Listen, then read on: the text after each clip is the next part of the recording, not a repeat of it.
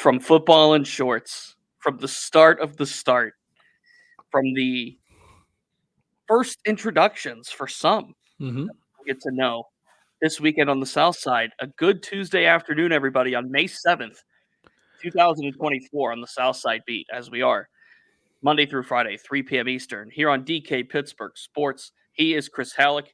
I am Corey Crisan. The most intriguing rookie is blank. We Hmm. want you to fill in the blank. I want to fill in the blank. Chris wants to fill in the blank. We will do that today. There are plenty of rookies, obviously, that are adding intrigue to the Steelers this year. Mm-hmm. Obviously, when you look at the draft, going through the order, Troy Fautanu being the highest profiled with the first-round pick. You look at Roman Wilson, you look at Payton Wilson, you look at all of the rookies that were not just picked, but picked in really different manners and for different reasons. And now it's all coming together starting on Friday. Yeah, it's going to be a lot of fun, for sure. Get to see these guys in Steelers gear for the first time, and obviously it's just rookie minicamp. It is the very, very beginning. It's not even. I don't even hardly want to call it football activity, even though it is. But it's still going to be a lot of fun, especially once OTAs begin, how they begin to get acclimated there. The real fun begins in Latrobe, which that's still a few months away. But yeah, man, it's exciting. It's a really good draft class. Some intriguing undrafted free agents as well, which I'll be writing about here this week. And yeah, man, it's really interesting. And I would think for me, well, I'll let you answer first. Who is your most intriguing rookie? Because there's a good argument to be made for, shoot, man, like I'd say at least 3 or 4 just out of the draft class, much less the undrafted free agents. But who's your favorite?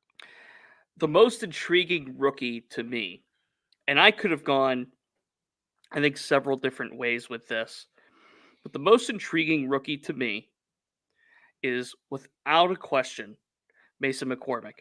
And here's why. Here's why. Okay. I think it's pretty obvious to sit here and say Troy Fautanu because where's Broderick Jones going to play? Is he going to play left or right? It's easy to say Roman Wilson because is he going to slot in at X, Y, Z, whatever it may be. It's easy to say Payton Wilson because of what you've written about in your Chalk Talk, and Zach Frazier because of the immediate need at center.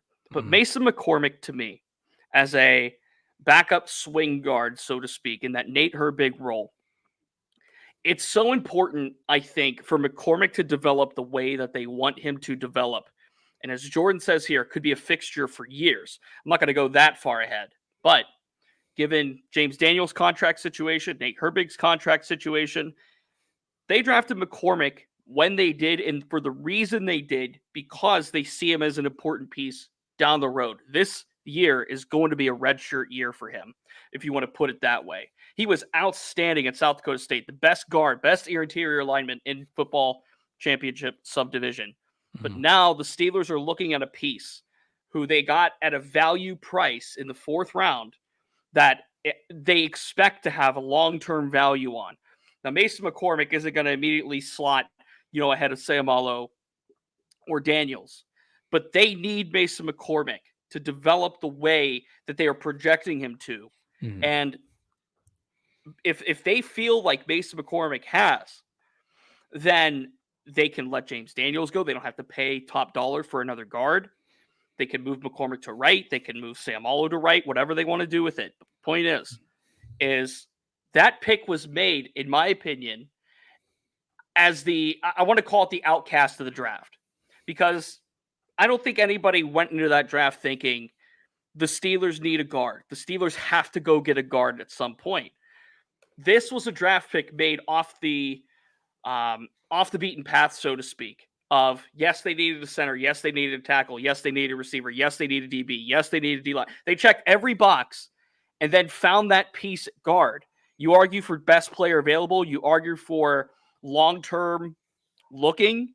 That's it right there at Mason McCormick. So, yeah, he's not going to start week 1, but he's going to be an important piece for this offensive line beyond this season. And if they think that Mason McCormick is the future at right guard, then, as Anthony says, do you trade James Daniels?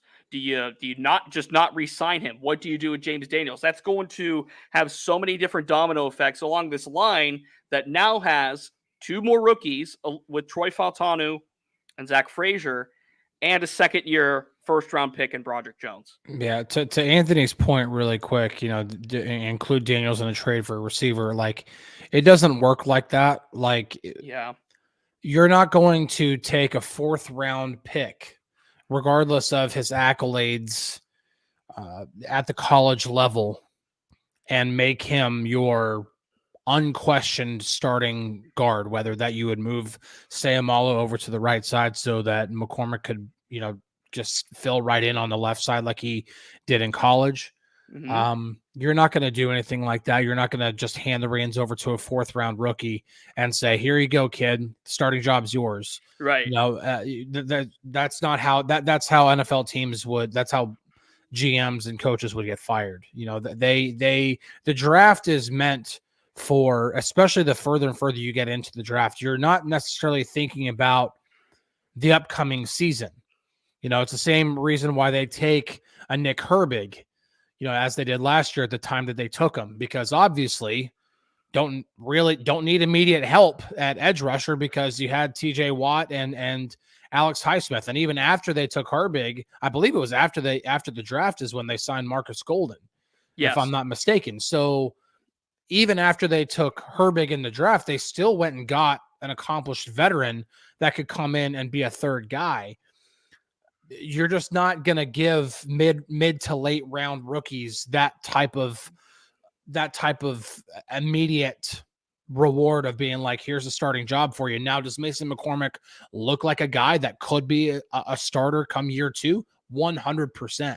Right. I think that the potential is definitely there, but at least, with keeping Daniels and Sayamalu together, which, by the way, is a pretty good guard tandem, even compared to the rest of the league, you've got a guy who can learn, through going through the entire motions of the entire NFL season, maybe even get on the field occasionally, if needed due to injury, and then be way more prepared in case he were to ever be asked to start in year 2. So no, I would not anticipate either Sayamalo or Daniels being involved in a trade offer unless for whatever reason they see something in training camp or whatever else in which they're like, this kid can come in and start right away.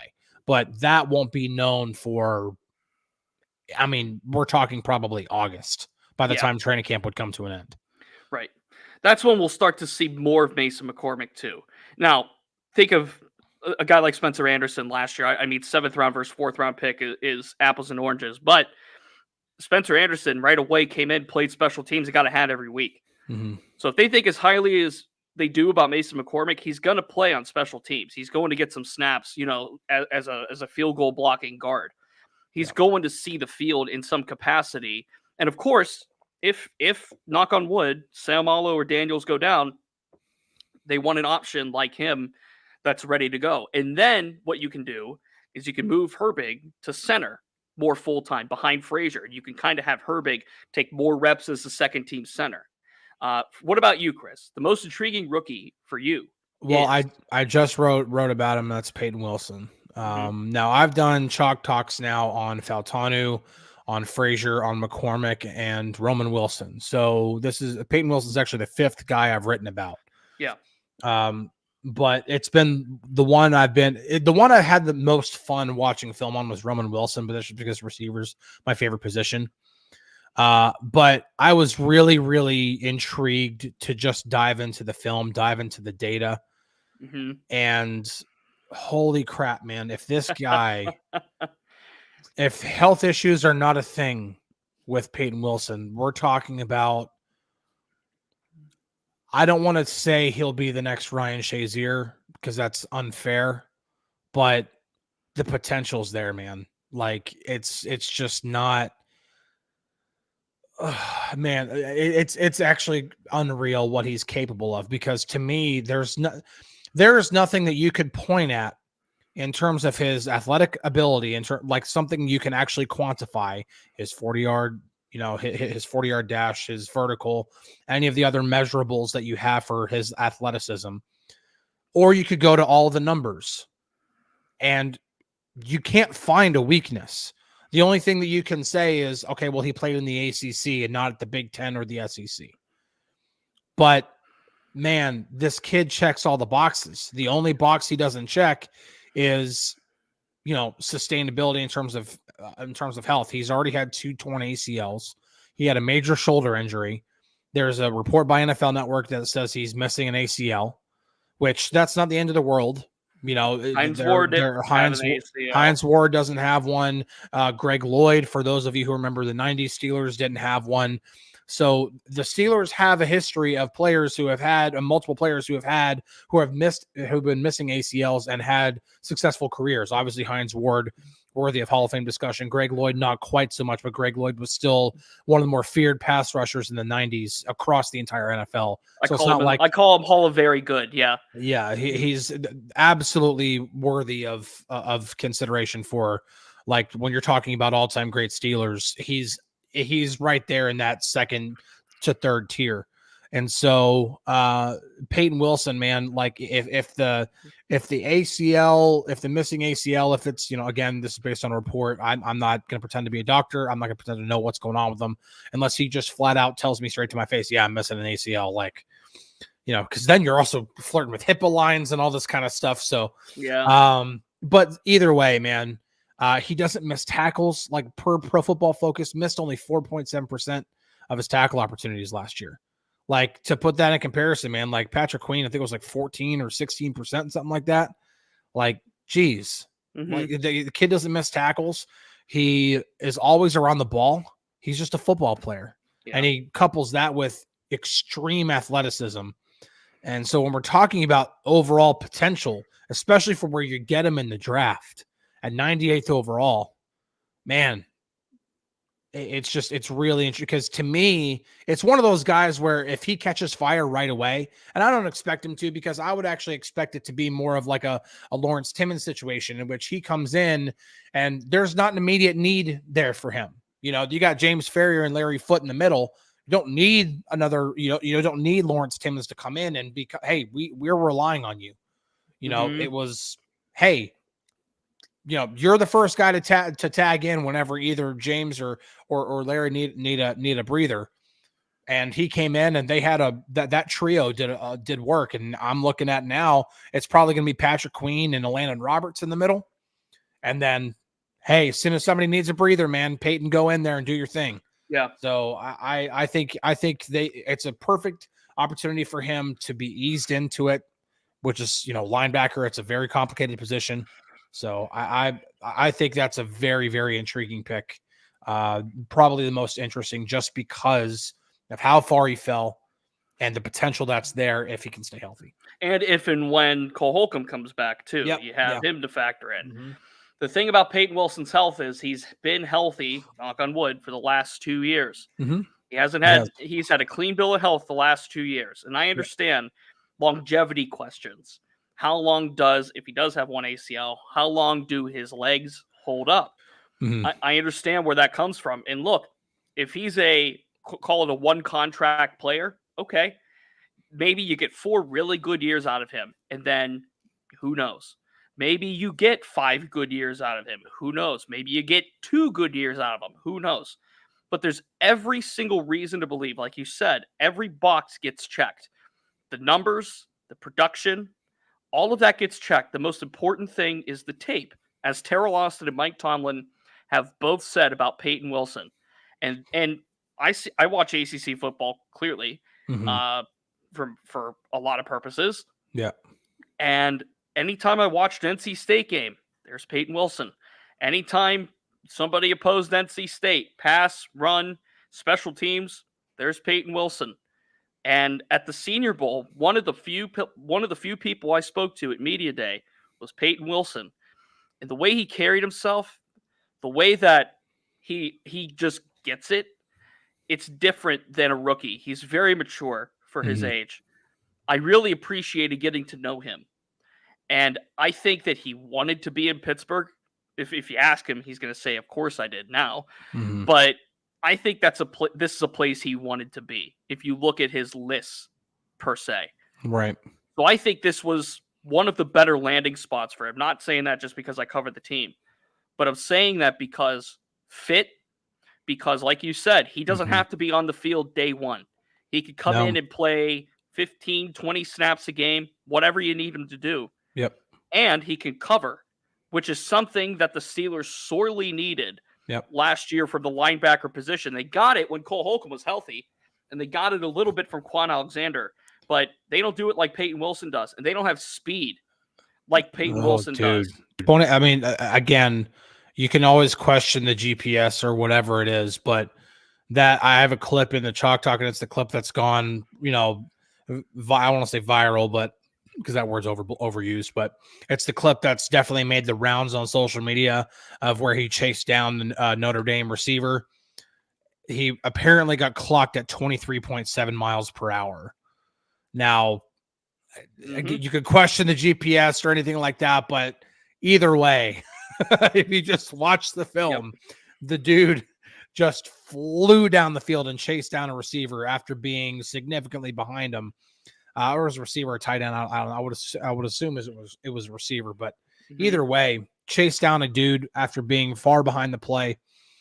He's got game-changing speed. And the one thing that I would say is he plays a lot like, he has the same disposition or the same on-field attitude as Mark Robinson. But if I had to compare the two, Mark Robinson, they're both heat-seeking missiles. It's just Mark Robinson's guidance system's a little wonky.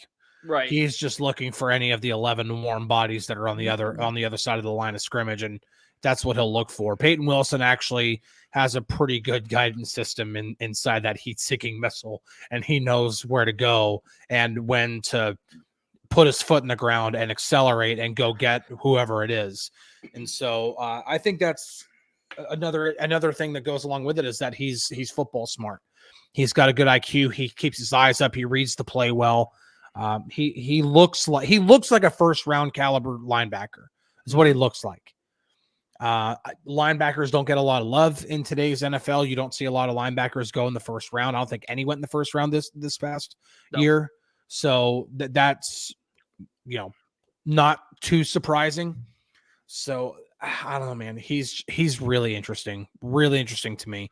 What about undrafted free agents? If you had to choose one of the undrafted guys, who would be a guy that you're interested to see, especially this upcoming weekend, whenever you get a first glance, at least what they look like in a helmet and shorts? Well, number one, I want to see if John Reese Plumlee truly is going to be just a quarterback, or if he's going to do a little bit of everything. Right. If he'll be a what was it, Taysom Hill type player? Yeah. I think there's a lot of intrigue around Beanie Bishop, but yes. Dywan Edwards from Georgia. Look, there's something about these Georgia running backs in the NFL. Todd Gurley, Nick Chubb, Sony Michel for a while. There's something about these Georgia running backs in the NFL. Yeah. And I'm probably missing a couple. Like James Cook, I believe. Yeah, I can't remember. There's something about these Georgia running backs. Yeah. And if Edwards, I mean, he's listed at 5'9". Like, I understand he's a little undersized. But if they find something in him, like they did with Jaylen Warren, I mean, you're talking about Najee Harris, Jaylen Warren, and Edwards. If this kind of thing works out, I like that play. I like that a lot. Instead of going into the well for a running back in the 6th or trading back into the 7th or whatever it is, they waited on that, and they found a guy that comes from obviously a winning program. They love winning football players. Troy Faltone, who went to a national championship game. Roman Wilson is a national champion. Payton Wilson was basically the defensive player of the year in college football. He was. Well, he was. Yeah. Logan Lee played for really good defense at Iowa. Yeah. Watts, really good athlete, recruited by Ohio State, played at Texas, played winning ball at Texas. Yep. They love winning players. John Reese Plumlee, even though he went to UCF, winning football player. This is a winning football player. What do you get with Edwards, the running back? That is the name. that I'm keeping an eye on this weekend. Hey, listen, you're not completely incorrect here. I got the stats pulled up here. I mean, 7 touchdowns in 2022, 13 last season. So that's 20 touchdowns over the past 2 seasons. And he averaged 5.5 yards a carry in 22 and 5.5 yards a carry and then 5.4 yards per carry last year. So, I mean, the biggest question with him is that he didn't test well during the draft process, the pre-draft process. I ran a 4.7 40. That's not terribly great unless you're a big power guy. Like if you're a Najee Harris type, if you got the body of a Najee Harris and you're running 4.7, you can get away with it a little bit more because you've got the body to run people over at 5'10", 5'9". Not quite sure how well you could do that. His relative athletic score was a 1.9 out of 10.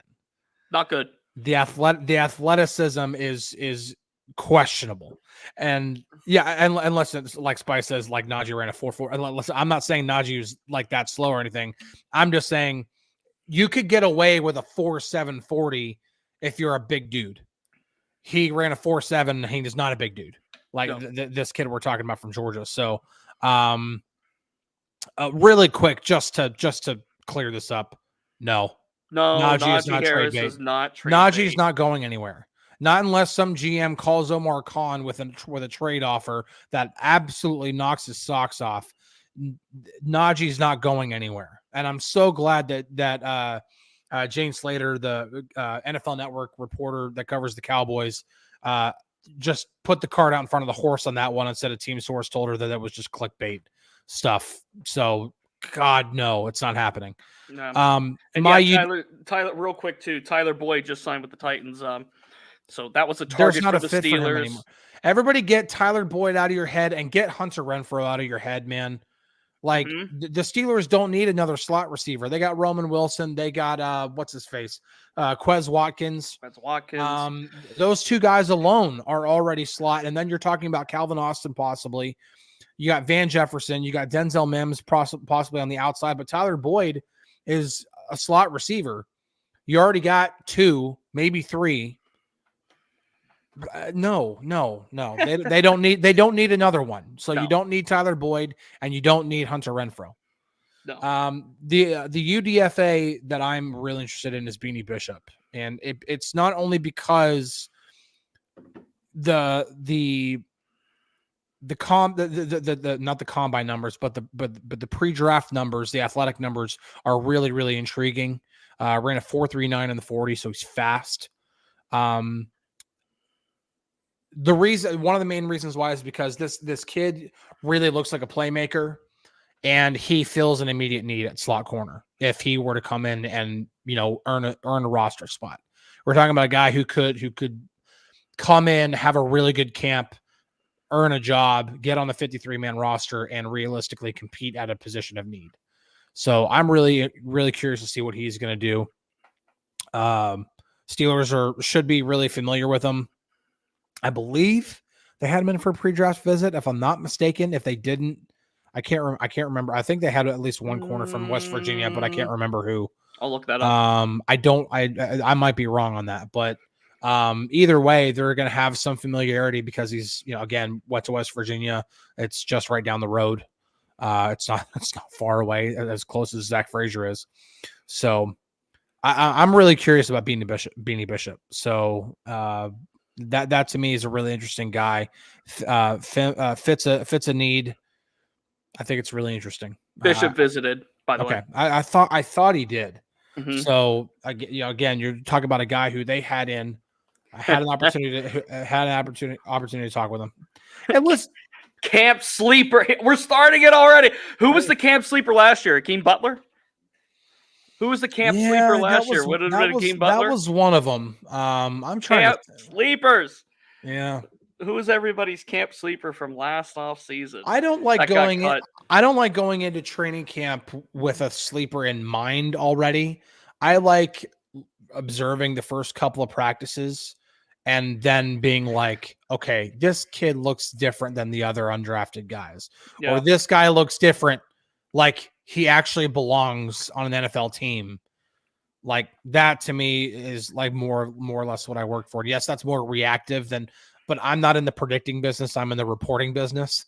So I prefer to do that. I prefer to actually get a look and see how they fit in terms of like the other 90 guys that are the other 89 guys that are going to be, in Latrobe. So yeah, I don't know, but Beanie Bishop's really interesting to me just because, again, very athletic and yeah. Oh yeah, those camp sleepers, man. We're still in May. Hey, just remember they put Kendrick Green at fullback last year at camp, and everybody. Mike Tomlin really had a lot of fun with everybody last year. Everybody went ballistic. I didn't write. I was, I think, the last one to write the Kendrick Green story, because at some point you couldn't ignore it. Like, why are you doing this?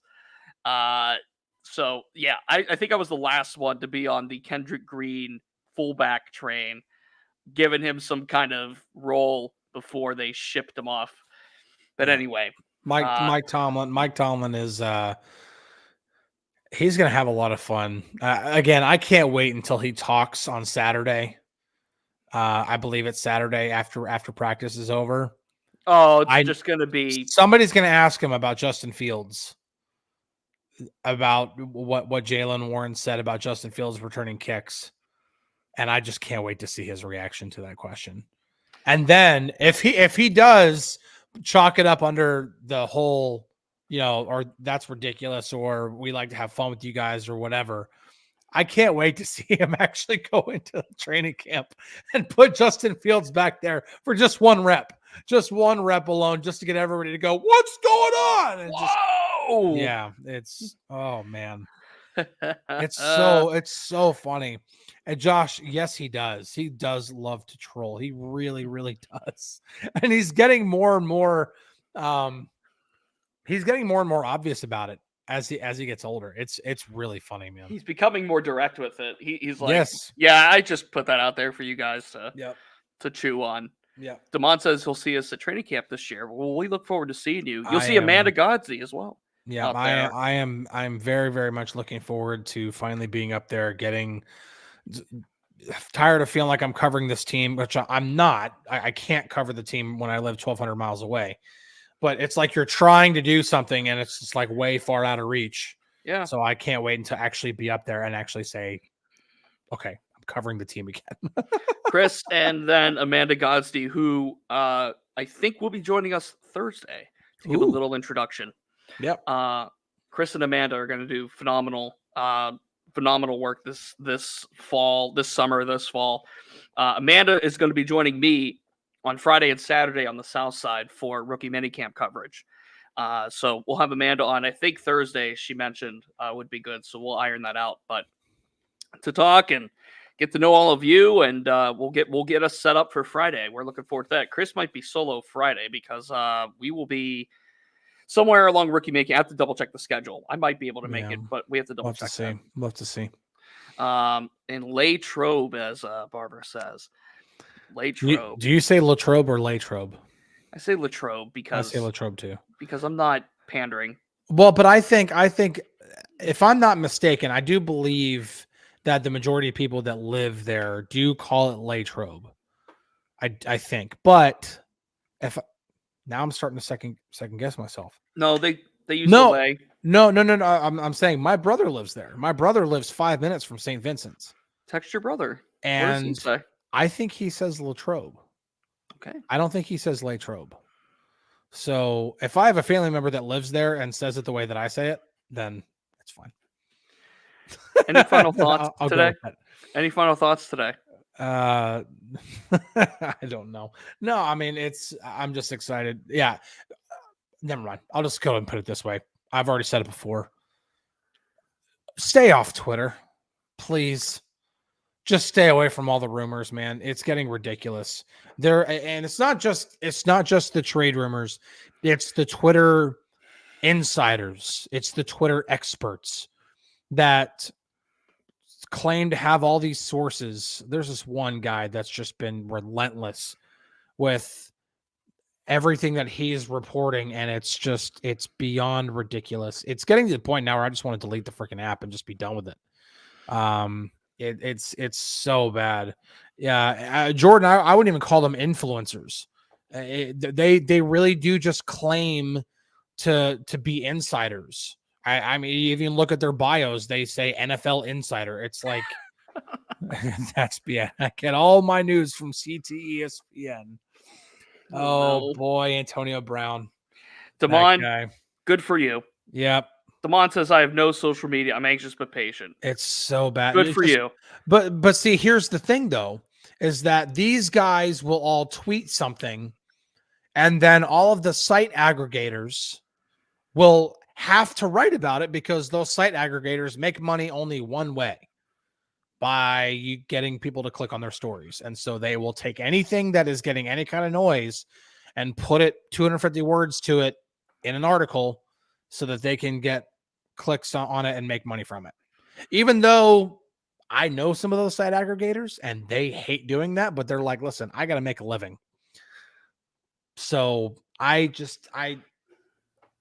it sucks because it's like a never ending cycle when it comes to that kind of stuff. And so since that stuff isn't just exclusive to Twitter, site aggregators get a hold of it. So if you go to Fansided or anywhere else to get your Steelers news or anything like that, first off, go to DKPittsburghSports.com to get your Steelers news.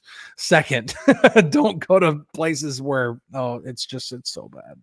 Because then it's all over Google and you see it on Google. You're like, okay, maybe it's legit. It's not. You good?